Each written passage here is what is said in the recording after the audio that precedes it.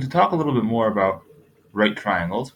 Specifically, we're going to discuss the idea of sine, cosine, and tangent, which are the basic trigonometric functions. Before we get to that, just going back to this triangle over here, you have a right triangle, and we mentioned before how obviously every triangle has three sides, and in a right triangle, the longest side, which is opposite the right angle, is called the hypotenuse. And the other two sides, which are called the two legs of the triangle. So if you look at the triangle, and let's talk about relative to angle x. There's an x here. So relative to this angle, the side which is on top with the 4, the side on top is called the opposite side because it's not touching the angle with x. It's not touching on the opposite side of the triangle. It's called opposite. And the side over here on the right with the 3 is called the adjacent side. Adjacent means next to. So the side of the 3 is called the adjacent side to angle x. Of course, the hypotenuse is also next to angle x, but the hypotenuse is not called the adjacent. The hypotenuse is always called the hypotenuse. So the side with the 3 over here, it would be the adjacent. The side with the 4 would be the opposite. Now, just to point out, that's all relative to angle x. If I was talking about the other angle, the other non-right angle of the triangle on the left, things would switch. Because now the side of the 4 would be next to the angle, and it would be the adjacent, and the side of the 3 would be the opposite. So when you switch which angle you're talking about, the opposite and the adjacent will switch. The hypotenuse will always still be the same, but the other two will switch. So whenever we talk about opposite and adjacent, it's not really concrete. It's based on which angle in the triangle we're talking about. So now that we've gone over opposite, adjacent, and hypotenuse, we can now talk about sine, cosine, and tangent. And the way to remember what sine, cosine, and tangent are, the mnemonic is SOHCAHTOA. Get your foot wet, man. SOHCAHTOA. And that means SOHCAHTOA. Break it down. SOH stands for sine equals opposite divided by hypotenuse, cosine equals adjacent divided by hypotenuse, and tangent equals opposite divided by adjacent. Notice how for each of the three functions, you need to know 2 of the 3 sides of the triangle. So let's go back and look at this example and use these formulas to figure out the sine, cosine, and tangent of angle x. So let's start with sine. I want to know the sine of angle x. Well, sine is opposite over hypotenuse. We know that the opposite of angle x is 4, and the hypotenuse is 5. So that means the sine of x will equal 4 over 5, or 4/5.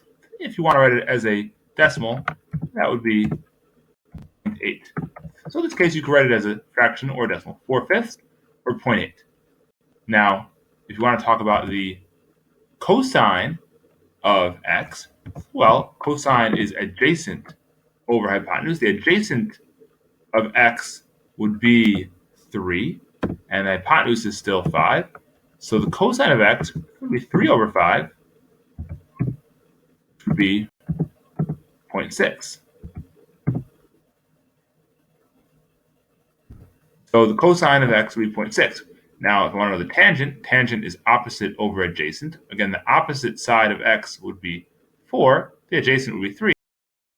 So the tangent of x would equal 4 over 3, which is approximately 1.33. So that's the sine, cosine, and tangent of x. Of course, again, if I was talking about the other angle of the triangle, those things would change because, again, the opposite and adjacent would switch. Let's look at another triangle over here. And again, let's try to find the sine, cosine, and tangent this time of y. Now you'll notice in this triangle, I only gave you 2 of the sides, 4 and 12.5. 12.5 is the hypotenuse, and 4 is going to be the adjacent of y. So we need to figure out what this third side is. Let's do that first. Well, we'll use Pythagorean theorem. Again, we know a squared plus b squared equals c squared. So that means 4 squared plus something squared will equal 12.5 squared. Again, it's always important to remember that the hypotenuse has to be on the side by itself, regardless of whether we know the hypotenuse or we don't. The hypotenuse is always going to be on the side by itself. So 4 squared plus something squared equals 12.5 squared. If you do the math, about 11.84. So That means that third side is going to be 11.84. So it's good to do that first. So now we have all three sides of the triangle. So now, to find the sine of y, well, it would be opposite over hypotenuse,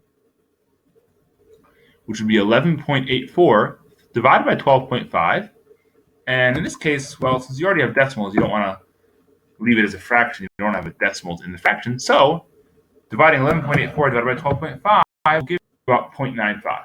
So the sine of y will equal 0.95. If we want to get the cosine of y, well, again, the adjacent here is 4.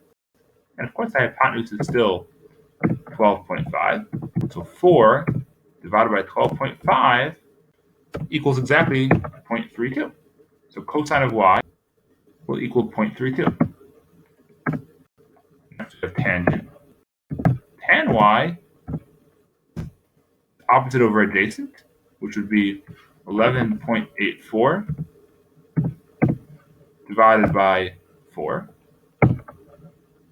which gives us 2.96. So there we have it. The sine of y is 0.95, cosine of y is 0.32, tangent of y is 2.96. That says tangent of y, not tan. Anyways, so that's basically all you have to do to find the sine, cosine, and tangent. Once you have the three sides of the triangle, getting the sine, cosine, and tangent is pretty simple. All you need to do is either divide opposite over hypotenuse, adjacent divided by hypotenuse, or opposite divided by adjacent. Now, just one more point to make about sine, cosine, and tangent. We mentioned earlier that the hypotenuse is always the longest side of the triangle. Therefore, if you think about it, when you talk about the sine or the cosine, hypotenuse is on the bottom.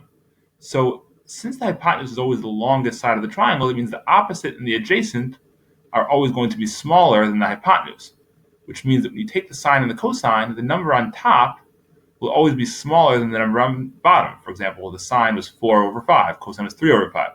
When it comes to sine and cosine, the numerator is always smaller than the denominator, which means that the sine and cosine of an angle will always be less than 1, because when you have a fraction and the number on the bottom in the denominator is bigger than the number in the numerator, that fraction is going to be less than 1. So sine and cosine of an angle, no matter what the angle is, will always be less than 1.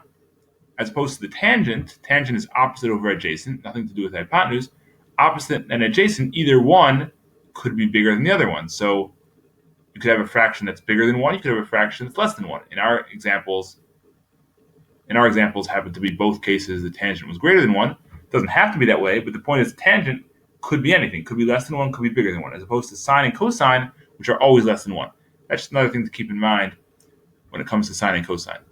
But the main thing to remember is SOHCAHTOA, sine is opposite over hypotenuse, cosine is adjacent over hypotenuse, and tangent is opposite over adjacent.